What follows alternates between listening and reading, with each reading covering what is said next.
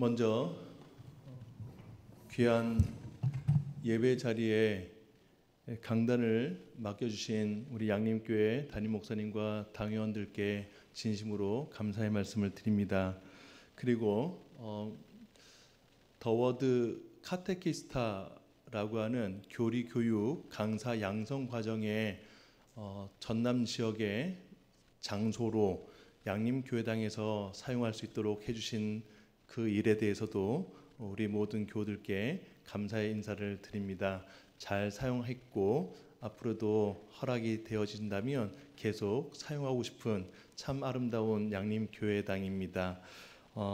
저는 울산에서 개척을 한 지 10년이 된 고신교단의 목사입니다.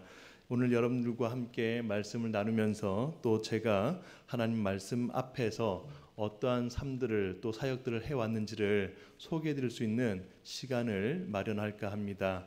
오늘 본문 말씀에서는 걷지 못하는 한 사람이 등장합니다. 조금 뒤에 나타난 내용을 근거로 하자면 이 사람의 나이는 40세입니다. 우리 장년회에 속한 분들의 연령에 해당하는 나이죠. 결국 이 사람은 40년이라는 시간 동안 단 한 번도 일어나 걸어본 적이 없는 사람입니다. 성전 미문에 날마다 사람들이 데려다 주어야만 구걸을 할 수 있고 생계를 이어갈 수 있었던 사람입니다. 여러분, 이 당시의 성전 미문은 유대인들이 성전으로 들어가기 위해서 반드시 거쳐야 하는 동쪽에 있던 문입니다.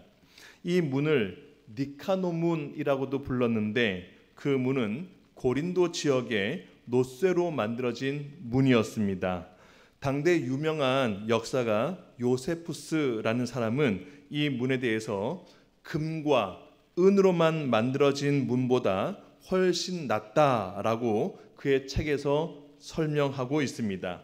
그만큼 아름다운 문, 미문이라는 뜻입니다. 그러나 이 미문은 그냥 통과하는 문이 아닙니다. 정상적인 유대인들이 성전으로 들어갈 때에 선한 일을 한 것을 나타내 보여야만 했던 문입니다. 그렇게 하면 자신이 정통 유대인으로서 다른 사람들에게 높이 추앙을 받았기 때문에 그러했습니다.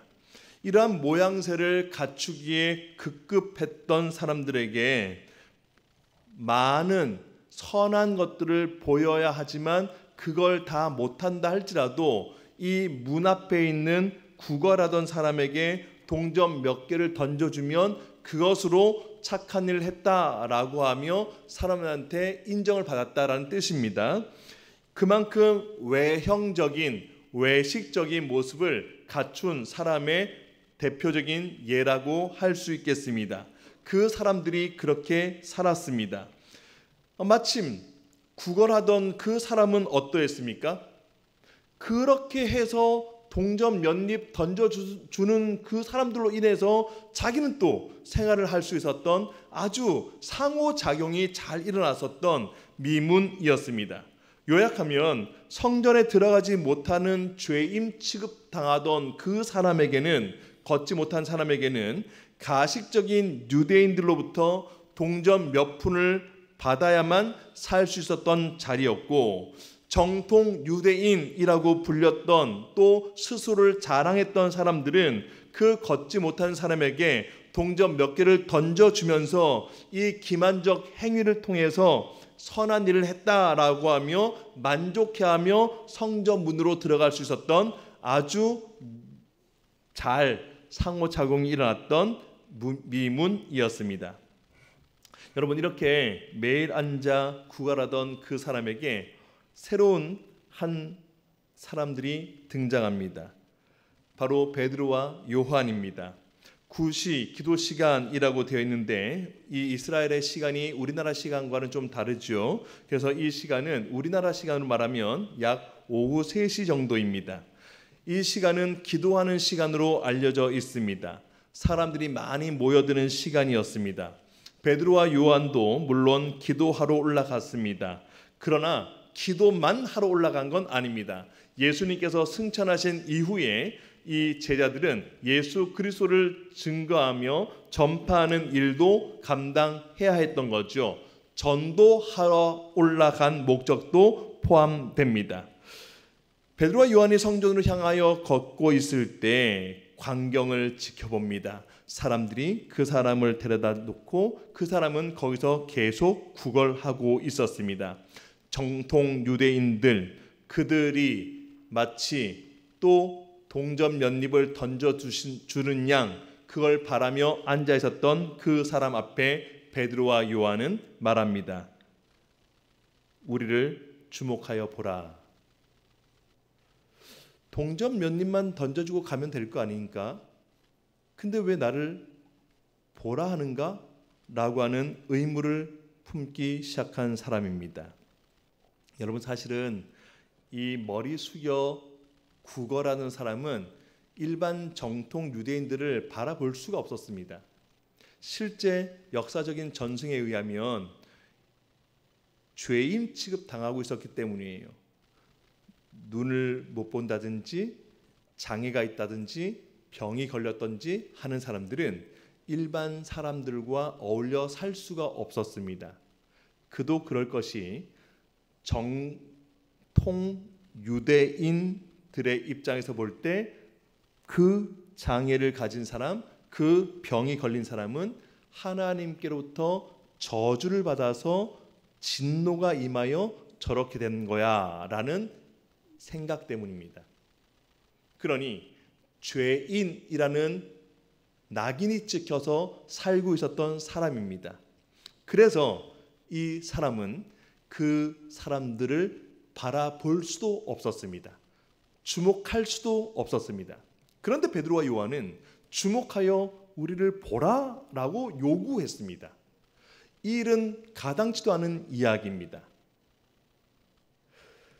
태어나면서부터 성전에 들어가지도 못하고 23m나 높은 그 이중문 앞에서 사람들에 의해 한평생 구걸만 하던 사람이 베드로와 요한을 통하여 우리를 주목하여 보라라는 말을 듣게 된 건 처음 있는 일일 겁니다. 죄로 인하여서 하나님께로 나가지도 못할 뿐더러 사람들 앞에 나갈 수도 없었던 사람이었습니다. 들어갈 수도 없었고 들어가려 해도 일어설 수도 없었던 기구한 운명의 한 40세 남성입니다. 여러분, 사실 이 한 남성의 이 모양, 이 모습은 저와 여러분의 모습들을 반영하고 있는 내용입니다. 우리는 죄에서 결코 자유롭지 못한 인간입니다. 이스라엘의 2대 왕이었던 다윗마저도 시편 51편 5절에서 내가 죄악 중에 출생하였으며 모친이 죄 중에 나를 잉태하였나이다 라고 고백합니다. 딱 한 가지입니다. 여전히 저와 여러분은 죄악 가운데 있는 사람이기 때문에 하나님께서 계시는 성전 여전히 나갈 수 없습니다. 여호와께서 임하시겠다라고 약속하였던 그 임재의 땅, 그 성전을 디딜 수도 없습니다. 성소와 지성소를 구경도 하지 못한 채 평생을 살아오는 겁니다. 하나님과 함께 있어야 하는 그 장소에, 그 시간에 우리는 함께 하지 못하고 있다는 뜻인 거죠. 이것이 바로 인생의 비참함입니다. 청년 여러분들도 좀 앉아 계시는데요, 우리의 일반적 상황에서의 비참이라는 말은 창피하다, 부끄럽다 라는 정도의 비참함으로 표현되지 않습니까? 그러나 비참함의 원래 의미는, 원래 어원은 그렇지 않습니다. 하이델베르크 요리문답 2문에서는 우리의 죄와 비참함에 대해서 소개합니다. 그런데 이 비참함이라는 단어는 독일어 엘런트에서 왔습니다. 원래 뜻은 고국을 떠나다 혹은 타국에서 지내다 라는 의미입니다. 결국 살던 곳을 떠나서 지내는 것이 비참이다 라는 의미입니다. 그렇다면 이 걷지 못하는 사람에겐 왜 비참한 인생이다 라고 말할 수 있을까요? 맞습니다. 원래 하나님께서 임재하시는 성전 안에서 하나님과 함께 교제하며 하나님의 그 영광스러운 예배 자리에 참여하여 비참하지 않을 수 있어야 되는 존재인 겁니다. 그런데 이 사람은 지금 그렇게 하지 못하고 있습니다. 그 안에 들어갈 수 없습니다. 그래서 비참한 상태입니다. 원래 하나님 안에 있어야 되는 사람이 하나님 바깥에 있는 상황이다 보니 비참한 상황이 된 겁니다. 자, 이 정도쯤 말씀드렸으면 이 비참함의 성경적 첫 출발은 어디인지 단번에 유추해 보실 수 있습니다. 어디일까요? 에덴 동산입니다. 하나님과 함께 거하며 지냈던 아담과 하와, 그들은 완전하게 창조를 받았습니다. 그러나 죄로 말미암아 하나님께로부터 추방당하여 살던 에덴 동산을 떠나게 됩니다. 비참입니다. 살던 곳에서 떠나다, 고국을 떠난 것, 타국에서 지내는 일, 이게 바로 비참이라는 뜻이죠. 여러분, 그렇습니다. 살던 곳을 떠나고 나그네와 객이 되어 떠도는 인생이 비참한 인생이란 뜻입니다. 사실 저는 모태신앙 아닙니다. 저는 중학교 2학년 때 친구의 전도 때문에 교회를 다닌 사람입니다. 그 이전까지는 어떻게 지냈을까요? 서울대학교라는 학교를 감싸고 있는 산이 관악산입니다. 그 관악산 꼭대기쯤에 보면 연주암이라는 암자가 있습니다. 그 암자에 일요일마다 부친과 함께 올라가서 불공을 드렸던 사람입니다. 중학교 2학년 때 이전까지, 교회를 다니기 전까지 열심히 연주암에 올라서 불공을 드렸습니다. 저는 그때까지만 해도 제가 승승장구하며 잘 살 거라는 확신을 가지고 있었습니다. 왜냐하면 그토록 높은 꼭대기에 있는 암자에 올라서 비나이다 열심히 했기 때문에 그렇습니다. 부처님 불상 앞에 무릎 꿇고 엎드려 절하는 이 일들을 반복적으로 했던 사람이었기 때문입니다. 그러던 어느 날 제가 친구의 전도 때문에 불공을 드리지 않게 됩니다. 교회로 출석합니다. 그때부터 제 인생이 달라지기 시작합니다. 어떻게 달라졌을까요? 친구들과 잘 어울려 지냈던 친구들과 헤어집니다. 헤어질 정도가 아닙니다. 아예 실컷 두드러 맞기까지 하면서 헤어졌습니다. 참 못됐게 제일 잘 지냈던 사람이었는데 그 못된 일들을 청산하는 시간들 때문에 이 친구들 앞에 괴롭힘을 당하며 굉장히 고통스럽게 지냈었습니다. 실제 있었던 일입니다. 심지어 중학교 때 수련회 갔을 때 수련회 중학생들이 약 한 300명 정도 갔는데 그때 친구들이, 중3 친구들이 저를 따로 불러서 따라갔더니 그 자리에서 저를 함께 구타했습니다. 교회 다니는 학생들이 사람을 이렇게 패도 되는가에 대해서 의문을 갖게 됐던 건 잠시뿐이었습니다. 그건 마치 일반적인 상황, 즉 정상적인 상황으로 그 당시에는 다 통용되었던 때였습니다. 심각하게 고민했습니다. 내가 교회를 다니는 게 맞나? 이렇게 맞으면서 친구들한테 무시당하면서 모태신앙이 아니라 부모님이 우리 교회를 안 다닌다는 이유 때문에 이렇게 따돌림 당하면서 교회를 계속 다니는 것이 맞나? 라는 의구심마저 들었습니다. 그리고 결심했습니다.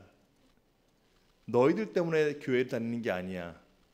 나는 나를 불러주신 하나님, 즉 하나님께서 은혜를 베풀어 주셨기 때문에 내가 교회를 다니는 것이지 라고 하며 그 친구들에게 맞으면서까지 저는 신앙생활을 이어가기로 다짐했습니다.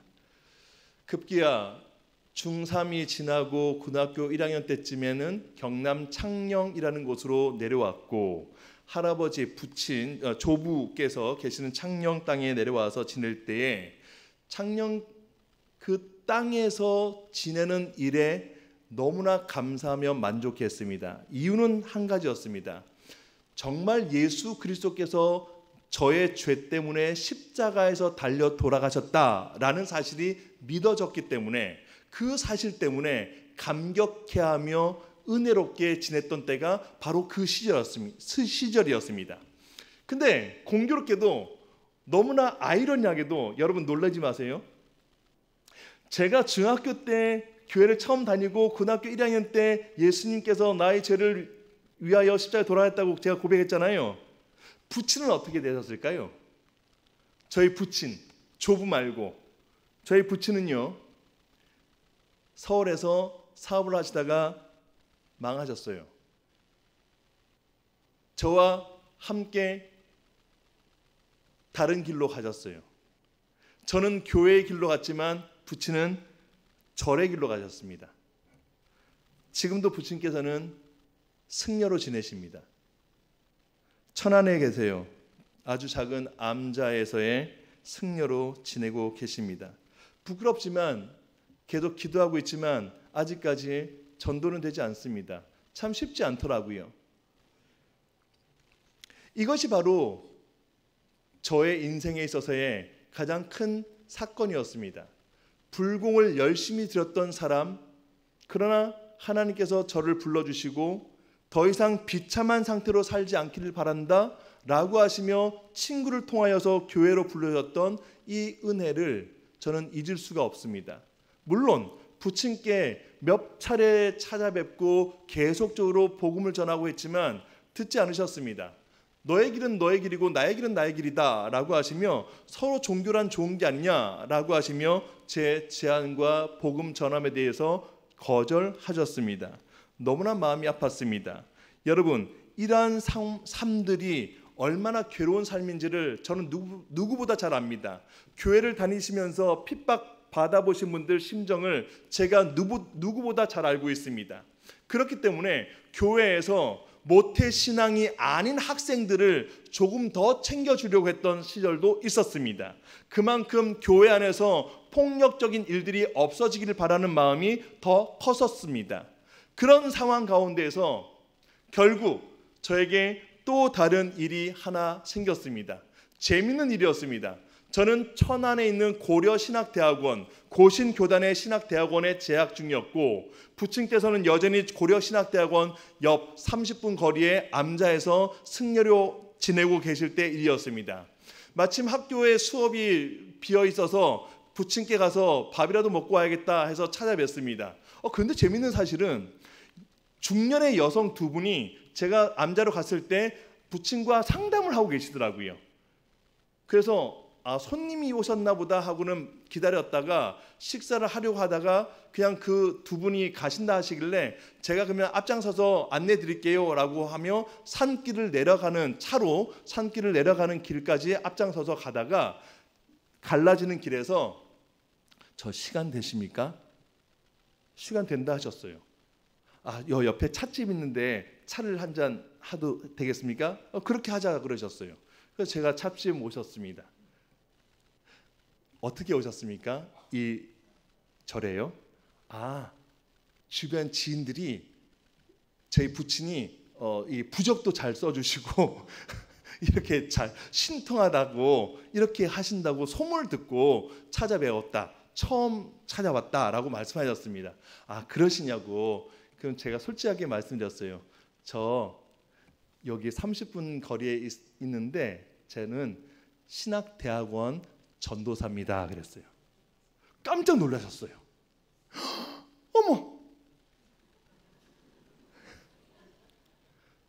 그 다음 이분들의 말씀이 뭔지 아세요?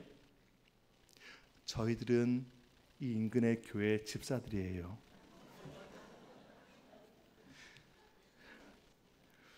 너무 제가 전도사라는 걸 밝혀서 더 충격 받으실 거라 생각했는데 이분들이 교회 집사님들이라서 제가 더 충격 받았습니다. 근데 어떻게 오셨냐고. 이거 어떻게 해서 여기 절까지 오셨냐고 제가 궁금해서 여쭤봤거든요. 그랬더니 그분들이 하시는 말씀이 뭐게요?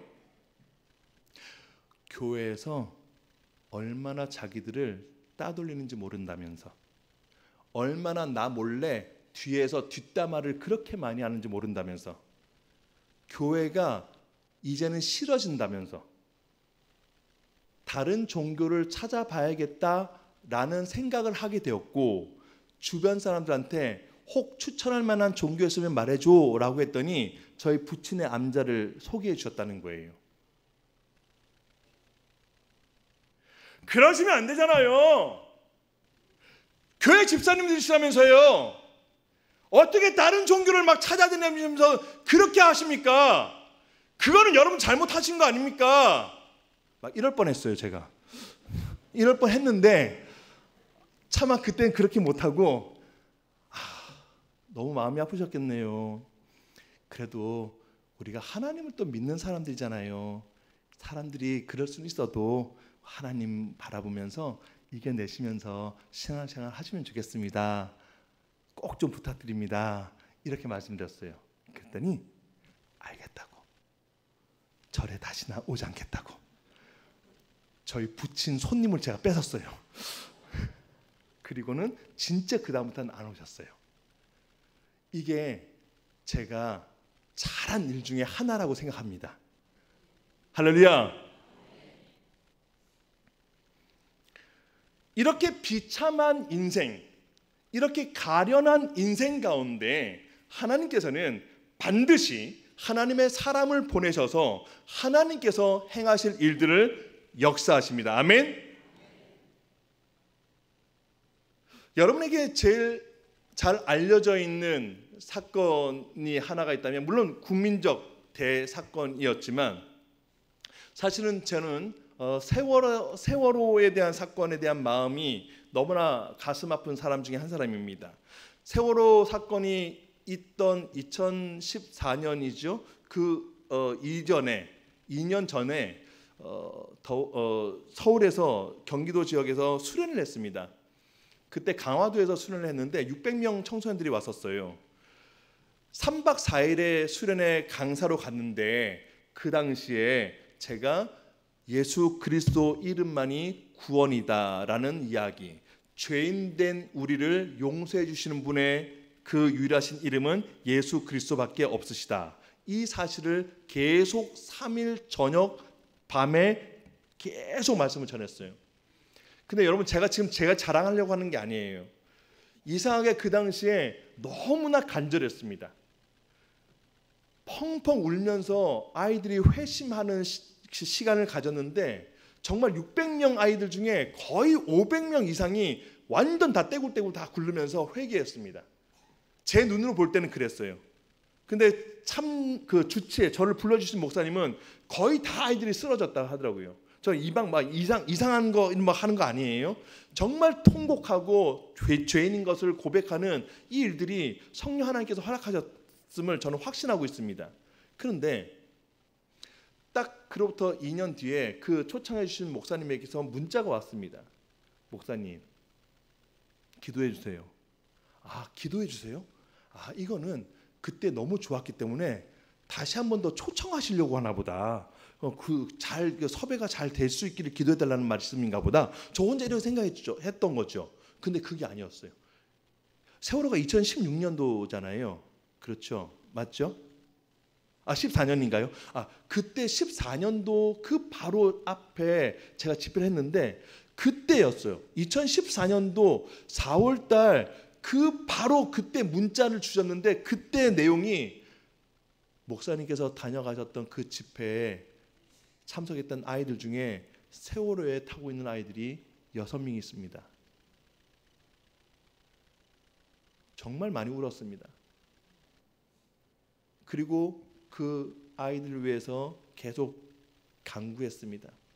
근데 제가 TV를 볼 때 제 눈에 들어온 건 구조의 모습이 아니라 장례식장에서 장례식을 하고 있던 그런 뉴스의 화면만 볼 수밖에 없었어요. 너무 마음이 아파서 괴로웠습니다. 근데 며칠이 지나서 그 아이들, 수련회 참석했던 아이들의 사망자 명단에 이름이 다 올라오는 겁니다.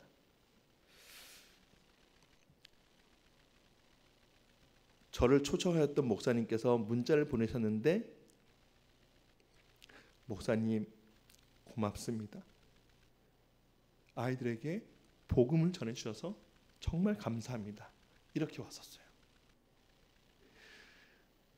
부산에 가면 부산에 있는 외국어 고등학교가 하나 있습니다. 부일 외국어 고등학교인데, 제가 양산에서 전도사 사역을 할 때 이 여고생 한 명이 교회를 왔다 갔다 하다가 결국은 안 나오고 수학여행 간다고 해서 교회를 안 왔어요. 양산 통도사 옆이 집인데 교회하고 차로 한 30분 거리인데 이 아이를 가야 될까 말아야 될까 고민하다가 제가 안 갔습니다. 안 가고 주일날이니까 교회 와서 만나자라고 해서 부임 인사를 하려고 했던 저였는데 끝내 이 아이를 보지 못했습니다. 왜일까요? 부산 부일 외고 고등학교 수학여행 버스가 논바닥에 뒹굴었습니다. 사고가 났어요. 사망자 명단에 그 아이의 이름이 올라오는 거예요. 세월호보다 훨씬 이전의 일입니다. 만날 걸. 만나서 예수님이 이런 분이야. 예수님을 믿어야 돼. 라고 말했어야 되는데 제가 그거 안 했어요. 간절함이 없었어요. 그 아이도 간절함이 없었고 저도 간절함이 없었어요. 그게 얼마나 마음이 아팠는지 몰라요. 그래서 그 계기로 청소년들, 다음 세대들, 청년들 말씀과 복음과 교리를 가지고 살려야지. 지금 아이들하고 농담 따먹기 할 때가 아니라는 거예요. 아이들하고 막 개그맨 흉내하고 너희들 그냥 꿈 가져 이렇게 얘기할 때가 아니라는 거예요. 언제 어떻게 될지 모르는 이 비참하고 가련한 인생 가운데 진짜 하나님께서 찾으시는 그 마음은 어떤 마음이실까?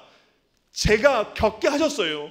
그렇게 아이들을 떠나보내면서 그렇게 아이들에게 예수 그리스도를 증거하며 선포하며 그런 일들을 행할 때 하나님께서 계속적으로 이 아이들을 살리라고 하시는 사명을 주시는 거예요. 저는 이 사명을 끝까지 이어가고 있습니다. 주변에서 사람들이 욕해요. 그거 한다고 누가 알아줘?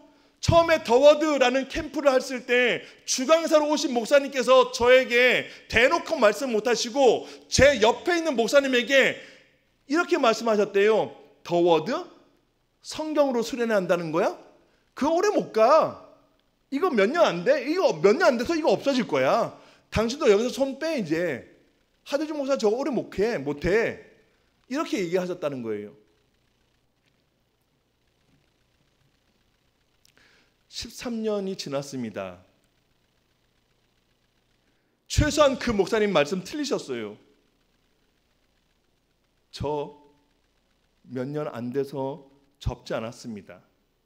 힘들지만 이 사역 하고 있습니다. 왜 이 사역을 하냐고요? 제가 구원을 받아 보니까, 제가 예수를 믿으니까 이게 참 진리구나, 이게 참 구원이구나, 여기에 참 생명이 있구나. 할렐루야. 이 생명을 알게 되니까 제가 가만히 있을 수가 없더라고요. 그래서 우리 양립교회 지난번에 우리 청소년들 보내주셨잖아요. 제가 아이들에게도 그렇게 말씀을 전했습니다. 얘들아, 허투루 살지 말자. 한 번 사는 인생 바르게 살자라고 하며 그렇게 강조했었습니다. 맞아요. 저는 기도해 줄 수 있는 분들이 안 계세요. 승려 집안의 아들이 누가 기도를 해주겠습니까? 여러분 기도해 주십시오. 저는 양림교회 우리 어머님들, 우리 아버님들, 우리 장년의 여러분들께서 기도해 주시면 제가 이 사역을 은혜 가운데 감당할 수 있음을 확신합니다. 이제 말씀을 맺으려 합니다. 사실 이 당시에 이 앉아있던 사람은 절망적인 상황이었던 거예요. 그야말로 비참한 상황이었던 거예요. 그런데 베드로와 요한이 그를 향하여서 주목하여 보라고 했고, 그 다음 말이 뭔지 아십니까? 은과 금은 나에게 없거니와 였습니다. 여러분 한 번만 생각해 보세요.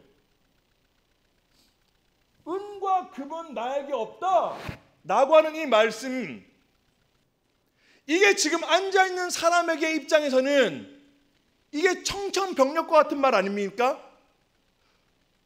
그래도 겨우 생명을, 그래도 먹을 것을 좀 얻으면서, 동전 몇 입을 얻으면서 받으면서 그래도 생명을 이어가려고 했던 사람 아니었습니까? 그래서 은과 금을 바랬던 거 아닙니까? 근데 은과 금은 나에게 없거니와 라고 얘기를 하는 거예요. 시작부터. 여러분 이거예요. 은과 금은 나에게 없다라고 하는 말은 너에게 기다리는 바, 당신이 기대하는 바는 은과 금이겠지. 근데 우리 그거 없어. 이렇게 출발한다는 거예요. 죄송하지만 이 말씀 앞에 우리 양림교회가, 우리 다음 세대가, 우리 청년들이, 우리 장년회가 한번 진지하게 한번 고민해 보자고요. 정말 이 시대 가운데 은과 금이 절실히 필요한 시대 아닙니까? 근데 베드로와 요한이 은과 금은 내게 없다라고 선언부터 했어요. 교회 와서 잘 되기를 바라시겠죠. 예, 병이 안 걸렸으면 좋겠고, 아픈 병도 나았으면 좋겠고, 출세하면 좋겠고, 부자 됐으면 좋겠고, 맞잖아요. 명예가 있었으면 좋겠고, 여러 가지 상황들이 다 잘 됐으면 좋겠잖아요. 그거 부인하는 거 아니에요. 그런데요, 교회는 우선 그걸 하는 단체가 아닙니다, 여러분. 사회복지기관이 아니에요. 동일하게 사회기관과 같이 교회를 생각하시면 안 된다는 말씀 드리는 거예요. 그럼 목사님 어떻게 하라는 말이에요? 여러분 예수님 믿으면 병이 안 걸립니까? 아니요, 병이 걸리신 분도 계세요. 여러분 예수님 믿으면 사업 다 승승장구합니까? 아니요, 실패하신 분도 계세요. 예수님 믿으면 제가 원하는 대학 다 갈 수 있는 거 아닙니까? 아니요, 못 가는 경우들도 많더라고요. 제 이름이 좀 더 명예로워지지 않나요? 예수님 믿으면? 아니요, 오히려 더 볼품없는 상황이 될 수도 있습니다. 그럼 교회 뭐예요? 그럼 교회는 뭐 하는 거예요? 예수님 믿으면 병도 걸려, 실패도 해, 원하는 대학도 못 가, 원하는 일들도 안 돼. 그럼 교회에서 뭘 하시는 건데요? 사회복지기관 아니라면서요. 그럼 교회가 하는 일은 뭡니까? 이렇게 의문을 갖고 계시겠죠? 한 번도 제가 조성용 담임 목사님하고 이런 얘기를 해본 적은 없는데요. 저는 교회는 그럼에도 불구하고 그 상황에서 하나님 사랑하십니까? 이걸 확인하는 공동체여야 한다는 믿음이 확실히 있습니다. 병에 걸렸어요, 실패했어요, 원하는 대학교 못 갔어요, 원하는 직장 안 됐어요. 그래서 교회는 뭘 해야 되는 겁니까? 그럼에도 불구하고 여전히 그 상황에서 하나님을 사랑하시겠습니까? 이걸 확인하시는 것이 교회인 줄 믿으시길 바랍니다. 이걸 가르치는 거예요. 이걸 다음 세대들에게 가르치고 이걸 작년에 가르쳐야 되는 거예요. 그래서 우리가 하나님 외에는 소망이 없음을 분명히 하자, 이 사실로 아멘 하는 교회 공동체가 진짜 하나님의 공동체인 줄 믿으시길 바랍니다. 언제까지 머뭇하시겠습니까? 세상과 언제까지 하나님을 양다리 걸쳐서 내가 편리한데 내가 유리한 쪽으로 선택을 하는 게 더 효과적일까를 고민하고 계시겠습니까? 내려놓으십시오. 내려놓으세요. 이제 그거 안 됩니다. 이제 그렇게 신앙생활 하시는 거 이제 안 됩니다. 소용되지 않아요.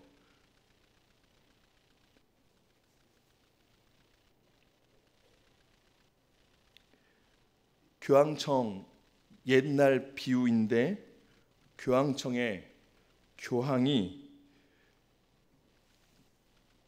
금은 보화를 가득 쌓아놓고 프란치스코 수도사를 불러요. 교황청으로 좀 들어오시오. 그러니까 프란치스코가 들어갑니다. 들어가는데 마차에 질비하게 금은 보화가 가득 실려 있어요. 교황청에 도달하자 교황이 프란치스코에게 이렇게 말했다고 하죠. 금은 보화로 가득 찬 창고를 딱 보여주면서 이제 은과 금은 내게 없거니와 라는 말은 하지 않아도 되겠소 라고 했다고 하잖아요. 금은 보화가 많으니까. 그랬더니 프란치스코가 뭐라고 교황에게 대답할게요. 그래서 예수 그리스도의 이름을 너에게 주노니 라는 말도 못하게 되었지요 라고 했대요. 이게 현실이에요. 이게 현실입니다, 여러분. 더워드가 어떤 단체냐고요? 정말 아이들이 회심하면 좋겠다. 정말 그냥 교회 다니는 아이들이 아니라 자신의 상태가 비참한 상태라는 걸 알고 예수 그리스도 외에는 소망이 없다라는 사실을 깨닫는 그런 수련회를 하는 그런 단체면 좋겠다라고 해서 지금까지 이어오고 있는 단체가 더 워드예요.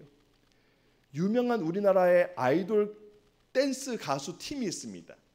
이 가수 팀에 임원진이 있어요. 우리 아이들은 알겠지만 그 임원진의 경북 구미에 있는 여고생 한 명이 임원이에요. 아이돌 팀에. 그래서 모든 전국의 투어, 공연 투어에 다 쫓아다닙니다. 이랬던 아이가 더워드 캠프에 온 거예요. 와서 말씀을 듣고 우상 숭배에 대한 해악을 알고 우상을 버리고 사시고 참되신 하나님을 섬겨야 한다라고 하는 메시지 앞에 회개합니다. 완전 돌이킵니다. 그리고 아이돌, 우상이라는 말이잖아요. 아이돌을 버리고 정말 하나님을 섬기기로 하고 자신의 죄인됨을 회개하여 거듭난 삶을 고백했던 여고생이 있습니다. 교회에 가서요, 그 교회 아이들 토요일 날 아무도 모이지 않던 토요일 날 그 아이가 중학생 동생들 불러요. 또래 애들 불러요. 불러서 다 모여서 15명 정도 아이들이 기도회를 하는 거예요. 선생님 안 계세요. 교역자들이 안 계세요. 그 조그만 시골 교회니까. 그때 당시에 그랬어요. 그 아이가 계속하여서 그렇게 회심하고는 교회 아이들을 불러다가 기도회를 하는 거예요. 변화되는 인생은요, 한번 하나님의 은혜를 딱 받은 자들은요, 내 인생이 어떻게 쓰여야 되는지, 어떻게 살아야 되는지를 분명히 아는 학생들입니다. 그 학생들이 교회 안에 정말 영적인 분위기를 바꾸는 줄 믿으시길 바랍니다. 교회뿐만 아니에요. 학교에서도요, 이 아이가요, 엉망진창, 욕 10원짜리 욕은 고사하고 온갖 욕설은 다 하며 지냈던 아이. 근데 이 아이의 입이 완전 달라지고요, 살면서 아이들을 돈 뺏고 못된 짓 했던 이런 모습들도 다 정리하고 친구들이 놀란대요. 무슨 일이 있느냐고. 그래서 그 친구가 내가 교회에 다니고 예수님을 믿는데 너희들도 가자라고 해서 전도까지 하고. 양림교회 귀하신 교우 여러분, 성도님 여러분, 처음에 40세 된 이 걷지 못하는 사람, 왜 그 앞에 구걸하며 지냈는지 말씀드렸죠. 그 사람은 몇 푼 던져준 동전으로 말미암아 살아있던 사람. 마침 그 유대인들, 정통 유대인들은 동전 몇 입 던져주면서 내일 다 한 것처럼 하고 성전 미문 통과했던 사람. 그 상호작용이 일어났던 미문. 여러분, 이 사실 앞에 저와 여러분들이 어떠한 말씀의 도전을 받으십니까? 여러분, 신앙생활은요, 오랜 시간 했다라는 것 때문에 잘하는 게 아니에요. 하나님께서 지금 이 시간에 나에게 무엇을 말씀하시고 내가 다음 세대들에게 어떤 일을 해야 되는지를 기도하게 만드시는 것이 하나님의 진정한 뜻인 줄 믿으시길 바랍니다. 양림교회가 이 지역 가운데 3개 있잖아요. 제가 다 알고 있어요. 근데요, 그 중에 어떤 교회가 최고다 이런 얘기하지 말자고요. 그게 아니라 우리 교회가 하나님께서 어떤 일을 행할 때 기뻐하신 줄 알고 하나님의 마음을 시원케 해드리는 그런 바른 실천의 삶들, 신학적인 삶들을 계속적으로, 조상민 목사님 얼마나 신학적인 노선이 확실하신 분입니까? 이런 분 모시기가 쉽지 않아요, 여러분. 이럴 때 우리 한마음 되어서 이 지역 가운데 하나님께서 역사하실 수 있도록 기도하시는 복된 교회 되시기를 진심으로 축복합니다. 같이 함께 기도해요. 여러분,